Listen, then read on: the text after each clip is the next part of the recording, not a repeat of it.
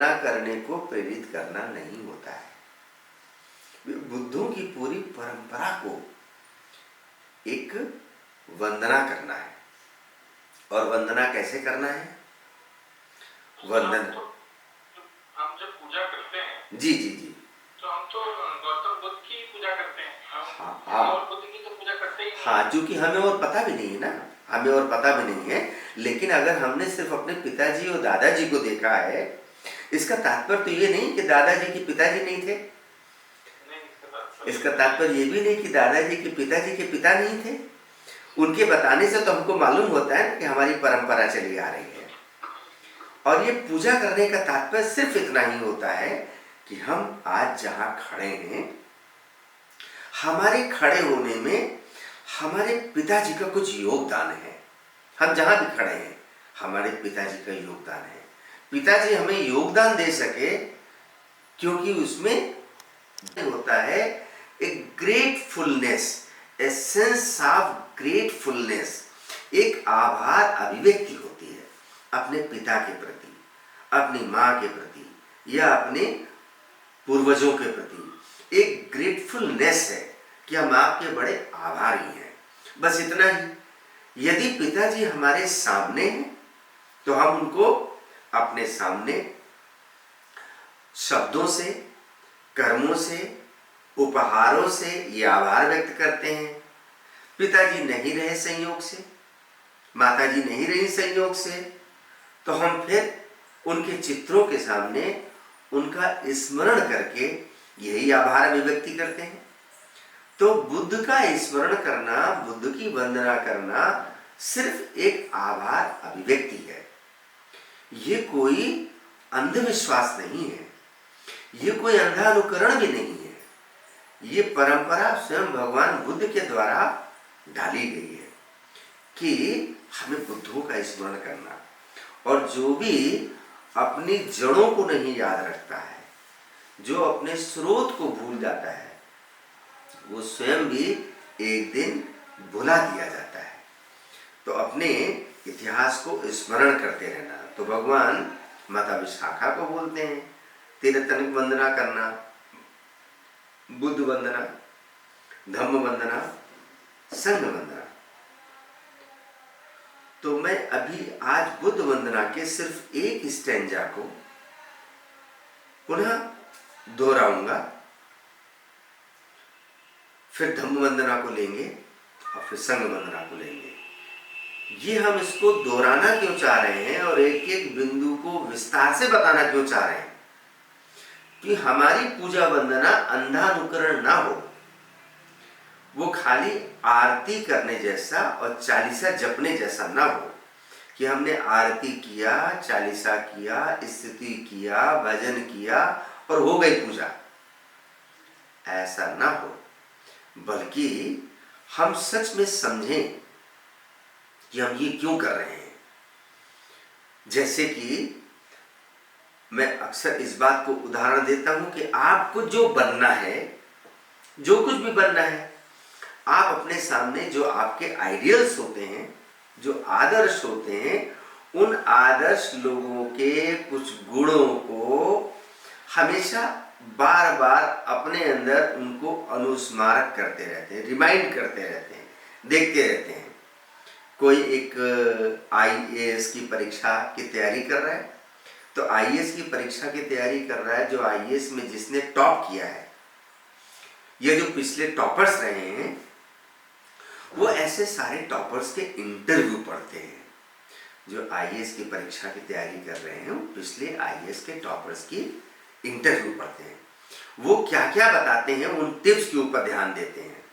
उन टिप्स के ऊपर ध्यान दे। कोई आईएएस ऑफिसर है, टॉप किया है, उसने बताया है कि मैंने पढ़ाई का, अध्ययन का क्या तरीका अपनाया था, दिन में कितनी देर पढ़ता था, कैसे नोट्स बनाता था, फिर मैं क्या रिपीट करता था, क्या तरीके अपनाता था। तो उन सारी चीज़ों को वो रिमाइंड करता है, बार बार अपने आप को दोहराता है। यही नहीं, वो रिमाइंड रहे इसके लिए लोग जो आईएएस की तैयारी कर रहे छात्रगण हैं, टॉपर्स के फोटो अपने स्टडी रूम की दीवार पे लगा के रखते हैं कि उनको रिमाइंड रहे। ऐसे ही बुद्ध की मूर्ति, प्रतिमा, चित्र के सामने बैठने का अर्थ इतना ही होता है कि हमें रिमाइंड रहे कि बुद्ध जो है, आप इसको अच्छी तरह जान लें कि ये हमारी श्रद्धा कह रही ऐसा नहीं है। इस दुनिया के बड़े बड़े विद्वान, बड़े बड़े वैज्ञानिक, वो इस बात को आज कह रहे हैं कि मानव इतिहास में, संपूर्ण मानव इतिहास में बुद्ध मानवता का शिखर है। अभी तक वो शिखर इस ज्ञात इतिहास में दूसरे किसी व्यक्ति ने नहीं छुआ है, और जिनकी देशनाओं को विज्ञान चुनौती नहीं दे पा रहा है, जिनकी देशनाओं के ऊपर विज्ञान कोई सवाल नहीं खड़े कर पा रहा है, बल्कि विज्ञान उनके ऊपर अध्ययन कर रहा है, शोध कर रहा है, और बार बार अपने आप को करेक्ट कर रहा है, अपने आप को संशोधित कर रहा है कि बुद्ध सही थे, हम गलत हैं, बुद्ध सही थे, हम गलत हैं। परम पावन दलाई लामा जी के जो निकटतम व्यक्तियों में डॉक्टर समदोंग रिनपोचे जी हैं। तो एक बार वो लखनऊ के एक कार्यक्रम में थे और उन्होंने बड़ा अच्छा एक वाक्य कहा कि बुद्ध का धर्म विज्ञान पर आधारित है, ये कहना त्रुटिपूर्ण है। बुद्ध का धर्म विज्ञान पर आधारित है, ये कहना त्रुटिपूर्ण है, मिस्टेक है ये। बुद्ध का धर्म विज्ञान पर आधारित है, ये कहना त्रुटिपूर्ण है, बल्कि कहना ये चाहिए कि विज्ञान बुद्ध के धर्म पर आधारित है। ये समदोंग रिनपोचे जी का ये कथन बड़ा महत्वपूर्ण है। बुद्ध का धर्म विज्ञान पर आधारित है, ये कहना त्रुटिपूर्ण है, बल्कि विज्ञान बुद्ध के धर्म पर आधारित है, ये कहना सटीक होगा, ये सही होगा। तो जब हम बुद्ध की वंदना करते हैं, और ये बुद्ध की वंदना कौन सी करते हैं? जो भगवान बुद्ध ने स्वयं बताई है। जब भगवान बुद्ध स्वयं बताते हैं तो वो सिर्फ न केवल अपने से पूर्व के बुद्धों की वंदना और उनका स्मरण करते हैं, और वो आने वाली पीढ़ी को, परंपरा को बताते भी हैं। तो जब हम बुद्ध की वंदना करते हैं तो बुद्ध की वंदना का मतलब वो पाली के जो शब्द हैं उनको रट लेना, और रट के भगवान के सामने बस हाथ जोड़ना, तो वो अंधानुकरण के दायरे में आएगा। हमें उसके एक एक शब्द का अर्थ समझ में आना चाहिए।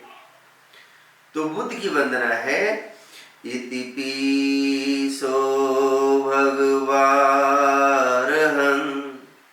सम्मा संबुद्धो विद्याचरण संपन्नो सुगतो लोकविदु अनुत्तरो पुरुष धम्म सारथी सत्था देव मनुषानं बुद्धो भगवाति। ये बुद्ध वंदना है, ये एक गाथा है। हमने अभी पिछले सत्र में ऐसी 7 गाथाओं का बुद्ध वंदना के रूप में संगायन किया था, अनुवाद पढ़ के सुनाया था, और बोधिसत्व बाबा साहब डॉक्टर अम्बेडकर के द्वारा जो बौद्ध पूजा पाठ नामक पुस्तिका तैयार की गई थी, उसमें वो सारी गाथाएं संकलित हैं। मैं उन सारी गाथाओं के अनुवाद, विस्तार और व्याख्या में नहीं जा रहा हूँ, खाली इस एक गाथा के ऊपर। इस एक गाथा में बुद्ध वंदना में भगवान बुद्ध के 9 गुणों का वर्णन है। इतिपिसो भगवा अरहं, तो इसमें पहला भगवान का गुण है अरहं, कि वे अरहत हैं। ये पहला गुण है भगवान का। अरहत शब्द का अर्थ क्या होता है?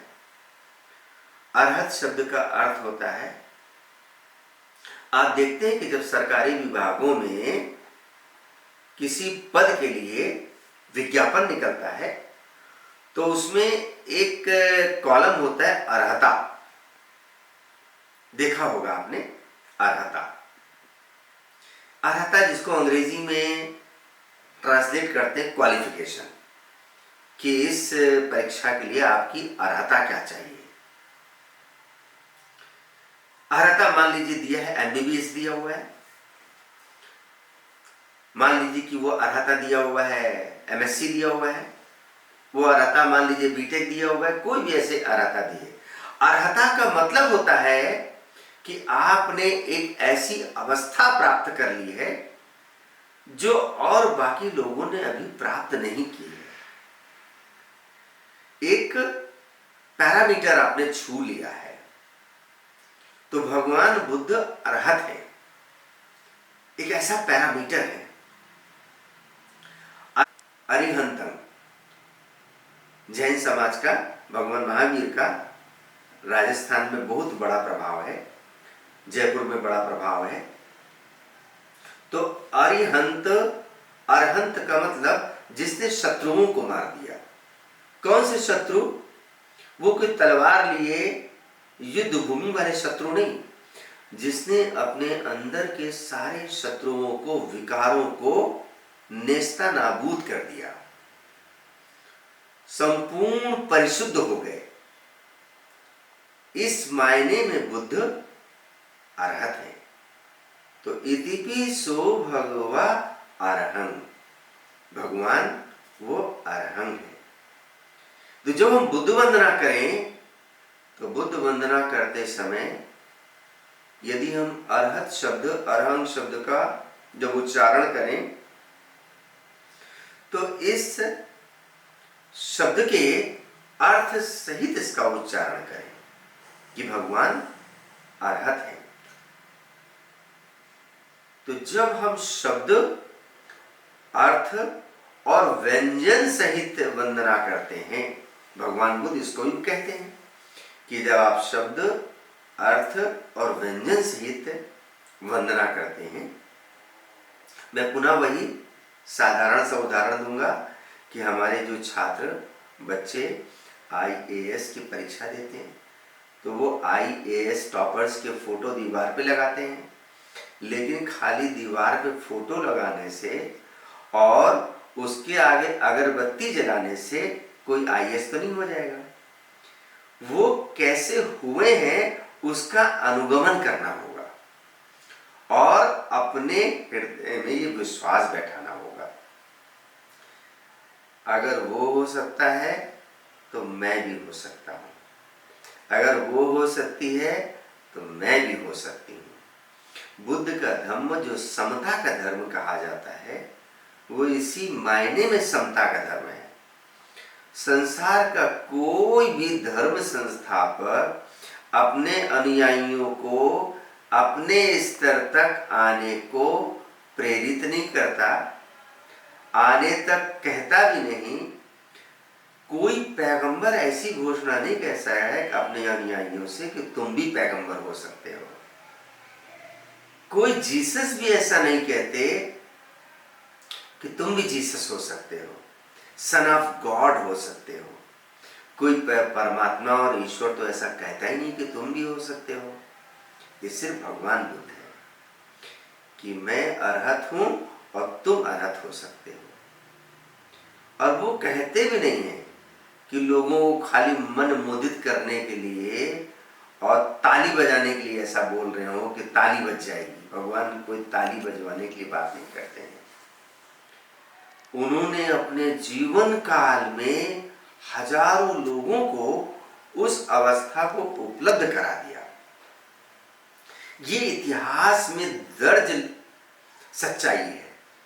भगवान के परिनिर्वाण के बाद जो पहली संगीति हुई, इतिहास में दर्ज है कि उसमें 500 अरहत इकट्ठा हुए। आज इस भारत में 5 अरहत ढूंढना मुश्किल है। 500 तो खाली संगीति के समय इकट्ठा हो पाए। तब ऐसे समाचार विस्तार के, सूचना विस्तार के संसाधन नहीं थे। वो तो खाली सुने सुने सुने 500 इकट्ठा हुए। रहे कितने होंगे उसकी गणना नहीं की गई। आज इस देश में 5 अरहत नहीं मिलते।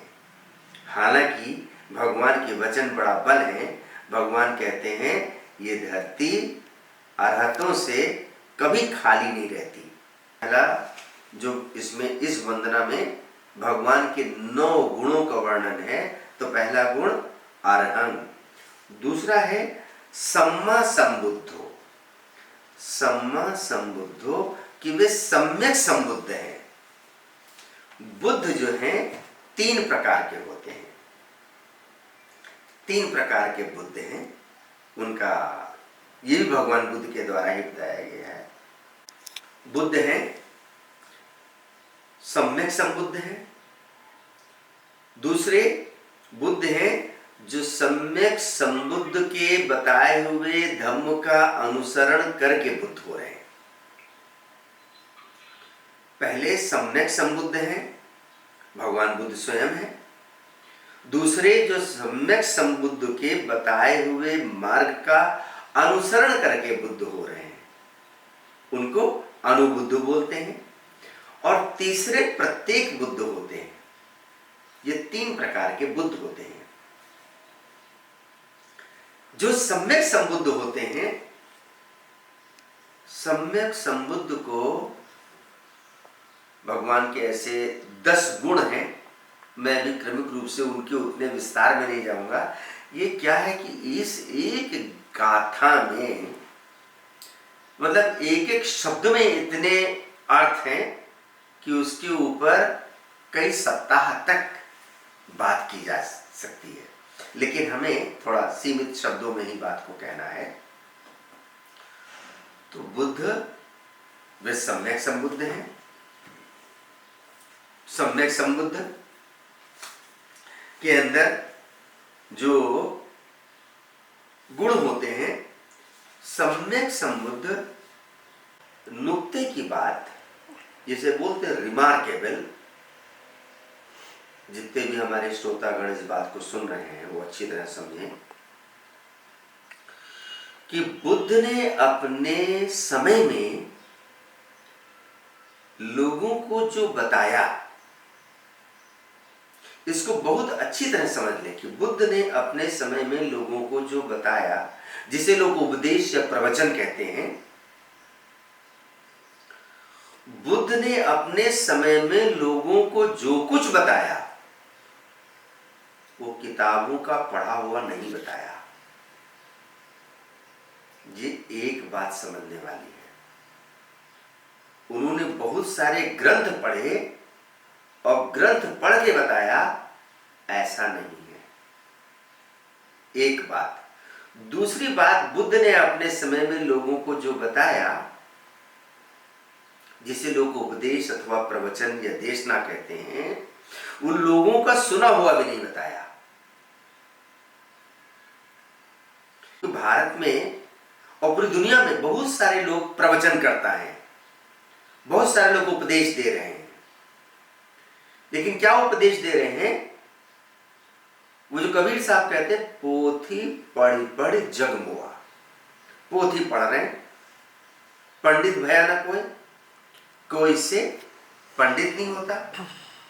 वो संत कबीर कहते हैं, तुम कहते कागज की लेखी, मैं कहता हूं आखन देखी, तोरा मोरा मनुआ कैसे एक होई रे। कि तुम किताबों की पढ़ी कहते हो, मैं अपने आंखों की देखी कह रहा हूं। तो बुद्ध अपने समय में जो कह रहे हैं, जो बोल रहे हैं, किताबों का पढ़ा नहीं बोल रहे, लोगों का सुना नहीं बोल रहे, वो अपने अनुभव से प्राप्त ज्ञान लोगों को बांट रहे हैं। अपने अनुभव से प्राप्त ज्ञान। अपने समय के विख्यात गुरुओं के पास भी गए, लेकिन गुरुओं के पास रहकर भी उन्होंने दुख से मुक्ति का उपाय नहीं पाया। जब वो उपाय स्वयं पाया और उसको उन्होंने अनुलोम विलोम चिंतन किया, तब लोगों को दुख से निकलने का रास्ता बताया। और ये सच है, हम सब के जीवन में कोई ना कोई दुख है और हम सब उससे कंडीशनड है, संस्कारित हैं। दुख से इतना संस्कारित हैं कि हमारी कल्पना में नहीं है कि हम कभी इस दुख के चक्र से निकल सकते हैं क्या। हमारी कल्पना में नहीं है। ये खाली बुद्ध है जो अपने पूर्ण विश्वास के साथ और अपने अनुभव के विश्वास के साथ लोगों को उस मार्ग से निकलने का, उस चक्र से निकलने का मार्ग बताते हैं। न केवल बताते हैं, लोग उसको प्राप्त करते हैं। तो वो जो ज्ञान है बुद्ध का, सम्मा संबुद्धो, इस कारण से भगवान सम्यक संबुद्ध है। दूसरा मैंने बताया, जो बुद्ध के मार्ग का अनुसरण करके अनुगमन करके जो उपलब्धि पाते हैं वो अनुबुद्ध कहलाते हैं। और तीसरे प्रकार के बुद्ध होते हैं प्रत्येक बुद्ध। प्रत्येक बुद्ध ज्ञान पाते हैं। ज्ञान पाने के उपरांत वे आजीवन मौन रहते हैं। वे आजीवन मौन रहते हैं। वे कोई धम्मदेशना नहीं करते, वो कोई संघ भी नहीं बनाते, शांत रहते हैं। भगवान बुद्ध के अपने समय में ऐसे 6 प्रत्येक बुद्ध थे। 6 प्रत्येक बुद्ध भगवान बुद्ध के समय थे। तो अगर इसको थोड़ा सा हम कैटेगरी वाइज कहें, हम इसको अगर श्रेणी के रूप में कहें, तो इन 3 प्रकार के बुद्धों में पहली श्रेणी पे प्रत्येक बुद्ध, उनसे ऊपर की श्रेणी पर अनुबुद्ध और सर्वश्रेष्ठ ऊंचाई पर सम्यक संबुद्ध। तो इस वंदना में दूसरा गुण भगवान का क्या है? सम्मा संबुद्धो, कि वे सम्यक संबुद्ध हैं। तीसरा शब्द इसमें है विद्याचरण संपन्नो, कि वो विद्याचरण संपन्नो, कि वो विद्या और आचरण में संपन्न है। कौन सी विद्या और आचरण में संपन्न है? पहली बात, बहुत सारी विद्याएं हैं। भगवान अपने समय के कहते हैं 64 विद्याओं के ज्ञाता थे। अपने समय की 64 विद्याओं के ज्ञाता थे। तंत्र शास्त्र में ऐसे 64 योगिनी कहे जाते हैं, 64 माया कही जाती है। ऐसे 64 विद्याओं के ज्ञाता थे। लेकिन भगवान बुद्ध के अंदर विद्या थी, वे अपने पूर्व जन्मों को देख सकते थे। भगवान लोगों के पूर्व जन्मों को देख सकते थे। भगवान वर्तमान में उनके साथ अपने संबंधों को देख सकते थे। भगवान भविष्य में देख सकते थे। विद्या चरण संपन्न, उनके अंदर ये विद्या थी। आज भी विज्ञान के द्वारा इस विषय के ऊपर बहुत सारे प्रयोग हो रहे हैं वैज्ञानिक तरीके से, और लोग उसको अभी भगवान के वचनों को प्रमाणित मान रहे हैं कि भगवान ने कहा है विद्याचरण संपन्नो, वे आचरण से पुष्ट हैं। भगवान बुद्ध आचरण से पुष्ट हैं, जिसे बोलते हैं बेदाग हैं, फ्लॉलेस हैं। भगवान के आचरण के ऊपर कोई दाग नहीं है। तो विद्याचरण संपन्न, जब इन शब्दों के अर्थ सहित हम बुद्ध की वंदना करते हैं, तो हकीकत में अपने अंदर भी कुछ न कुछ हम संभावनाओं का बीजारोपण कर रहे होते हैं। अपने अंदर भी हम कुछ संभावनाओं के द्वार खोल रहे होते हैं। पुनः वही उदाहरण दूंगा कि जैसे हम IAS अथवा कोई भी उच्चाधिकारी परीक्षा की तैयारी के समय किसी पूर्व सफल व्यक्ति के गुणों का स्मरण करते हैं तो अपने अंदर भी वो अधिकारी होने की संभावनाओं के द्वार खोल रहे होते हैं। हम भी वैसे हो सकते हैं, इन संभावनाओं का एक रास्ता बनता है। तो हम विद्या चरण संपन्नो, ये सुगतो शब्द बड़ा प्यारा है। इस गाथा में भगवान के 9 गुण हैं।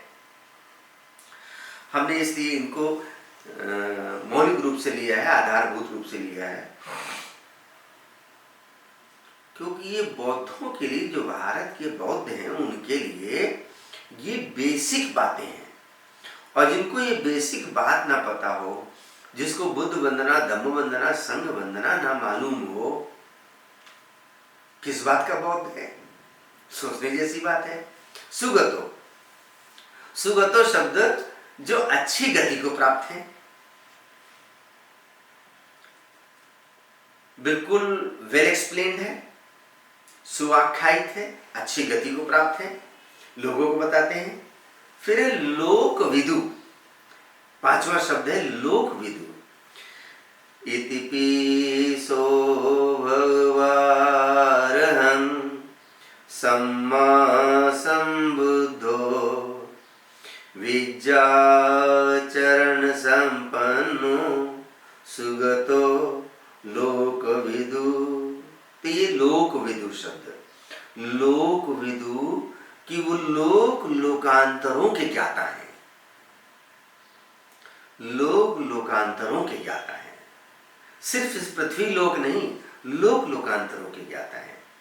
जो धम्म चक्र प्रवर्तन सूत्र है, जिन लोगों ने उस सूत्र पढ़ा है, किसी दिन इस क्रम में हम उस सूत्र के ऊपर भी थोड़ी चर्चा करेंगे। वो सूत्र थोड़ा बड़ा है, विस्तार से है और बारीक भी है। तो वो इस ऑनलाइन कक्षा में कितना लोगों को समझ में आएगा, इस संकोच में बार बार उसको हम नहीं ले रहे हैं, लेकिन वो बड़ा अद्भुत है और भगवान बुद्ध के जीवन का पहला उपदेश है वो, इसलिए बड़ा अर्थपूर्ण भी है। पहला उपदेश है जहां से बुद्ध के धम्म की शुरुआत होती है, जहां से उनके आंदोलन की शुरुआत होती है। तो वो इस नाते महत्वपूर्ण भी है, उसे लिया भी जाना चाहिए, कभी लेंगे। भगवान बुद्ध के उस सूत्र में 20 से अधिक लोक का वर्णन है। पृथ्वी लोक की तो बात ही छोड़ दो। और आज हमारे वैज्ञानिक इस धरती के अलावा दूसरे ग्रहों पर भी मानव के होने के लक्षण पा रहे हैं, उसकी रिसर्च कर रहे हैं। एलियंस के ऊपर, उड़न तस्तरियों के ऊपर, जो फ्लाइंग सॉसर्स के ऊपर अमेरिका में, यूरोप के देशों में बाकायदा एक डिपार्टमेंट बना है जिसको यूफोलॉजी बोलते हैं। UFO, unidentified flying objects. UFO, unidentified flying objects. और पूरी धरती पर प्रत्येक वर्ष ऐसे बहुत सारे विवरण एकत्रित किए जा रहे हैं। ये एक तरीके का गोपनीय अभियान यूरोप के देशों में, अमेरिका के देशों में, और जब भी धरती के ऊपर किसी प्रकार की विपत्ति जैसे लक्षण आते हैं, उस समय ये उड़न तस्तरियों का दिखना, अनआइडेंटिफाइड फ्लाइंग ऑब्जेक्ट्स का दिखना, ये घटनाएं बड़ी तेजी से बढ़ जाती हैं। अभी ये लॉकडाउन की इस अवधि में और ये कोरोना काल में भी इस तरीके की घटनाएं अमेरिका में देखी गई, भारत में देखी गई, तिब्बत में देखी गई, चीन में देखी गई, और इसके ऊपर लोग वैज्ञानिक तरीके से अध्ययन कर रहे हैं। भगवान बुद्ध 20 से अधिक लोकों का वर्णन करते हैं। वो भगवान का एक गुण है लोक विदु, कि वे लोक लोकांतरों के ज्ञाता हैं, लोगों की जानकार हैं। फिर छठा गुण है भगवान का इस वंदना में, अनुत्तरो पुरुष धम्म सारथी। अनुत्तरो पुरुष धम्म सारथी, इससे जो पहला शब्द है ये छठा गुण है अनुत्तरो पुरुष धम्म सारथी। ये एक शब्द है। अनुत्तर माने होता है, उत्तर माने तो जानते हैं आंसर, जवाब। अनुत्तर माने लाजवाब। बस इतनी सी बात कि वो लाजवाब है, उनका कोई सानी नहीं है, उनका कोई उत्तर नहीं है, उनके जैसा दूसरा कोई है नहीं, वो लाजवाब है। किस मायने में लाजवाब है? पुरुष दम्म सारथी। क्यों? पुरुषों को गलत रास्ते से रोक कर सही रास्ते पर ले आने वालों में वो बेजोड़ है, अनमोल है। भटके हुए लोगों को सही रास्ते पर ले आने वालों में वो बेजोड़ है। अंगुलीमाल जैसा व्यक्ति, उस भटके व्यक्ति को भी वो सही रास्ते पर ले आए। वो गणिका आम्रपाली जैसी महिला, उसको भी वो सही रास्ते पे ले आए। मतलब एक नहीं अनेकानेक उदाहरण है कि वो कैसे भटके हुए लोगों को सही रास्ते पर उपाय कौशल से ले आते हैं। तो अनुत्तरो पुरुष धम्म सारथी, वो भटके हुए लोगों को सही रास्ते पे ले आने में अनुत्तर हैं।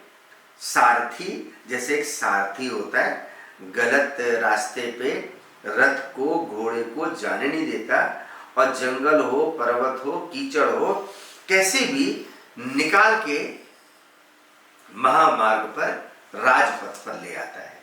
तो भगवान बुद्ध ऐसे कुशल सारथी हैं। तो जो उनकी वंदना करता है, जो उनका स्मरण करता है, बुद्धों का बल उसके साथ जुड़ता है। सत्था देव मनुष्यानंद, ये 7वां गुण है इस गाथा में कि सत्था देव मनुष्यानंद। सत्था का मतलब शास्ता, पाली भाषा में सत्था, संस्कृत में कहते हैं शास्ता, अंग्रेजी में कहेंगे द मास्टर, द गुरु और द टीचर। कि भगवान बुद्ध सत्था है, शास्ता है। किसके? सत्था देव मनुष्यानंद, देवताओं के और मनुष्यों के, ह्यूमन बीइंग्स के और ह्यूमन बीइंग से ऊपर जो देव लोग हैं उनके भी भगवान शास्ता है। इसमें एक बहुत ही बारीक बात समझने जैसी है कि भगवान बुद्ध के उपदेशों की जरूरत, भगवान बुद्ध के प्रवचन की जरूरत, भगवान बुद्ध की शिक्षाओं की जरूरत देवताओं को भी है। सत्था देव मनुष्यानंद, कि भगवान बुद्ध देवताओं के भी शिक्षक हैं, देवताओं को भी शिक्षा देते हैं। मनुष्यों को तो शिक्षक वो है ही, वो देवताओं के भी शिक्षक हैं। यानी कि जो देवता, कथित रूप से जो देवता हैं, वे देवता भी बुद्ध के सामने एक जूनियर स्थिति में है, उनसे लोअर ग्रेड में है। देवताओं के नाम पर जो पूरे देश में एक वितंडा जैसा है, जिनकी देवताओं पे बड़ी आस्था है, वो भी इस बात को सुने और समझे, उनको अच्छा लगेगा